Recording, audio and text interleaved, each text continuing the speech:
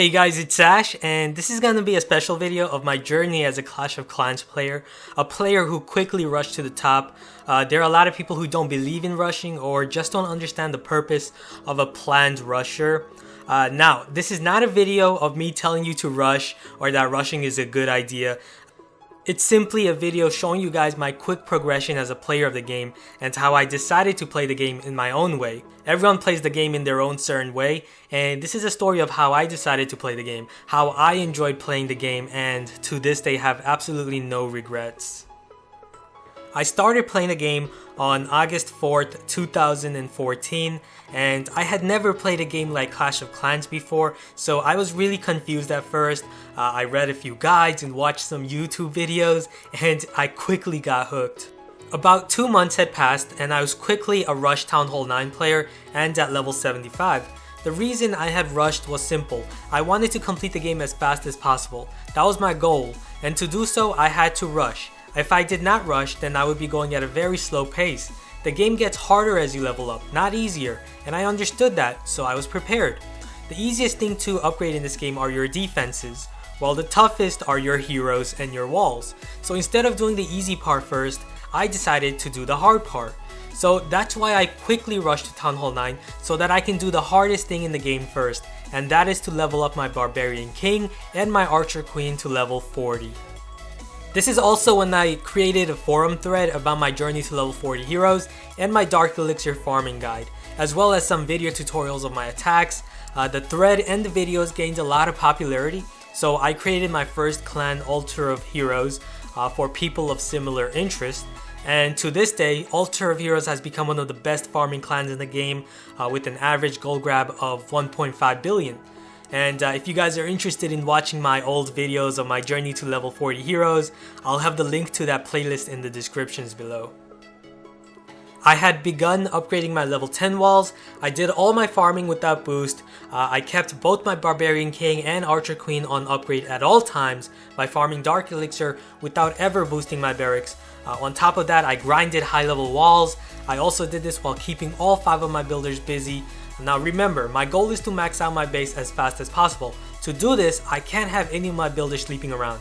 I had to always keep them busy. So that's what I did. Even though I had all 5 of my builders busy upgrading, I kept farming to completely fill my storages, so that by the time one of my builders completed an upgrade, I first used that excess loot onto the walls and then placed that builder immediately back on another upgrade. My preferred and only method of farming at this time was BAM, which consisted of Barbarians, Archers, a few Wall Breakers, and 16 minions. Because this army trained so quickly, I neglected to ever boost my barracks. I also had another very important reason to not boost, even if I had gems or the money to buy gems. And that was a psychological reason. I knew that if I had begun to boost my barracks, then every time I played the game without boost, I would enjoy it less and become more impatient.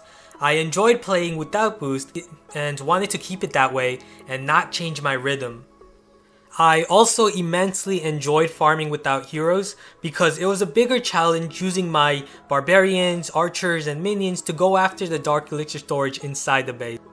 I really enjoyed it and knew that it would make me into a better player. If I managed to attack and dismantle a base with weaker troops, then I would certainly be able to do even better once I have stronger heroes and stronger troops for wars. To manage and do all of this, I also had to avoid playing in wars, and I was absolutely content with that. Now, as I've stated, I prioritized upgrading the hardest upgrades first, but I also prioritized the most important upgrades first. Because I was farming at such a rapid rate, I really did not mind losing resource on defense because I was able to quickly make up for any of my losses. So defense was not a big priority for me. But that does not mean I neglected upgrading my defenses. I was just focusing on upgrading my offense first, such as army camps, barracks, and clan castle. And keep in mind, I'm doing this on top of keeping 2 builders on my heroes at all times. So obviously, with just 3 builders for the other upgrades, it's gonna take a while until I have strong defenses. Not only that, it still hasn't even been 3 months since I started playing the game. I also prioritized on the defenses that took longer to upgrade, such as the X-bows, as well as the more important defenses. For example, I prioritized my cannons last because they're just the worst defense in the game with their inability to target air troops and have a slow fire rate. Cannons definitely are not useless, but because they're the worst defense, I prioritize them last. So that's why they were still at a very low level compared to my other defenses, such as the Expo and Hidden Teslas. I also ignored upgrading my air defenses for the most part because getting attacked by air attackers was uncommon compared to being attacked by ground. Not only that, even if I had max defenses, I would still struggle to defend against mass dragons or Balloonian attacker because you needed a lot more than just air defenses to defend against these attacks. You needed a concerted effort between all your air attacking defenses, not just your air defense. So I was content with getting demolished by air attackers because I only got attacked 2 or 3 times a week by an air attacker. About 4.5 months had passed and I completed farming 240 level 10 walls. My Barbarian King was level 26 and my Archer Queen was level 28, and I was on my way to Town Hall 10. This was also the time I had started to first boost my barracks because of the Christmas 1 gem event, so I just had to do it and so I could progress even quicker with my level 10 walls. This was also when I decided that I was going to gem the timer of my Archer Queen so that I could use her for farming and also get her to level 40 sooner. So why did I make such a big decision now? Well, simply because I knew that I had mastered farming and attacking without my heroes and just wanted to take the next big jump. Not only that, having both my heroes on upgrade limited my potential. What do I mean by this? Well, I was unable to farm for Dark Elixir because both my heroes were on upgrade and I constantly had a full Dark Elixir storage. That meant I had to wait. Thus, I decided to instead just gem the timer of my Archer Queen every time I had a full Dark Elixir storage. And the reason I chose to do this with my Archer Queen and not my King was because the Queen was just much better for farming and her great range and ability to keep herself unharmed so that I could consistently use her for farming every raid. Half a year had passed and I was a Town Hall 10 player with level 40 Archer Queen and a level 32 Barbarian King, along with lots of level 10 and 11 walls. The main reason I had moved on to Town Hall 10 was simply because I had completed all my level 10 walls at Town Hall 9 and did not want to waste my time, as well as my heroes were almost level 30 at Town Hall 9, so I moved on to also upgrade my heroes to level 40 as soon as possible, as the level cap for your heroes at Town Hall 9 is level 30. And of course my priority is to do the hardest upgrades first. Now again, as a Town Hall 10 player, I had once again prioritized upgrading my offense first, so my defenses suffered again. I also prioritized upgrading the most important defenses first, such as the new Inferno Towers that I had constantly upgraded to get them to level 3 as soon as possible. So I had a pretty funny and very unusual base like no other. I had level 40 heroes and level 10 and 11 walls with a bunch of Town Hall 7 and Town Hall 8 level defenses. During summer of 2015, my clan Ultra of Heroes were in a farming competition against another very hardcore farming clan, Centum, and this is when I did one of the craziest things in my whole gaming career. I knew that I was one of the best farmers in the game because I put a lot of effort and time mastering and studying the game to understand how I can maximize my efficiency and farm at an insane rate. So I decided to do a 24-hour non-stop farming run, and ultimately I farmed a total of over 84 million gold in that 24-hour span.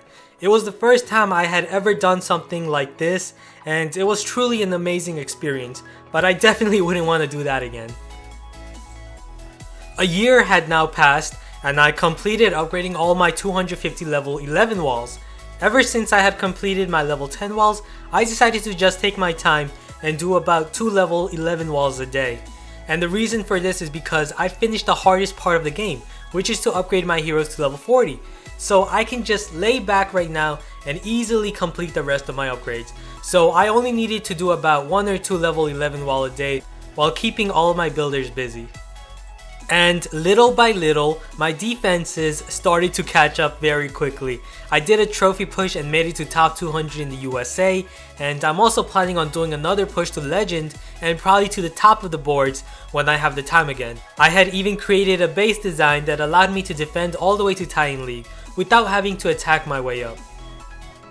Town Hall 11 had arrived right at the point when I was going to be a max Town Hall 10 base, and so the start of another new journey. However, this time I'm going to take my time because it really won't be too long until I'm a max Town Hall 11 player, as there aren't really that many new upgrades here at Town Hall 11. The main challenge is the Grand Warden, and I currently have him at level 13, so that won't be too long until he's maxed out as well. So thank you guys for listening to my story about my journey, and maybe I've inspired you in some way. I currently also have a Town Hall 9 account, a Town Hall 8 account, and a Town Hall 7 account so that I can upload strategy content on this channel for all my subscribers of different Town Hall level. I frequently upload great content, sharing my vast knowledge and experience of the game. So if you guys enjoyed this video, don't forget to give it a thumbs up and also subscribe if you haven't, as well as maybe explore the vast library of strategic videos I have uploaded onto this channel. Be sure to also share this with your friends and clanmates. So I'll see you guys again soon. Have a great day. Later.